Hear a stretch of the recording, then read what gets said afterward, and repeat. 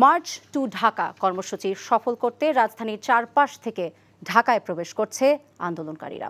রাজধানীর কোনো কোনো গুরুত্বপূর্ণ সড়ক আন্দোলনকারীদের দখলে। উত্তরা থেকে পায়ে হেঁটে মার্চ টু ঢাকা কর্মসূচিতে যোগ দেন হাজারো মানুষ। উত্তরা, আজমপুর, কুড়িল বিশ্ব রোড হয়ে বনানীর দিকে এগোতে থাকে মানুষের ঢল। পথে পথে আইন শৃঙ্খলা রক্ষাকারী বাহিনীর বাধার মুখে পড়েন ঢাকামুখী মানুষ। কুড়িল বিশ্ব রোড পার হয়ে আন্দোলনকারীরা বনানী অভিমুখে পায়ে হেঁটে মহাখালী আসেন। সেখানেও তারা বাধার মুখে পড়েন। আইন শৃঙ্খলা রক্ষাকারী বাহিনী তাদের জাহাঙ্গীর গেট এলাকা দিয়ে প্রবেশ করতে না দিয়ে মহাখালী ৭ রাস্তা সড়ক দিয়ে ঢাকায় প্রবেশের অনুরোধ করে। এছাড়া যাত্রাবাড়ি, বাবুবাজার, গাবতলী এলাকা দিয়ে ঢাকায় প্রবেশ করছেন আন্দোলনকারী লাখো মানুষ।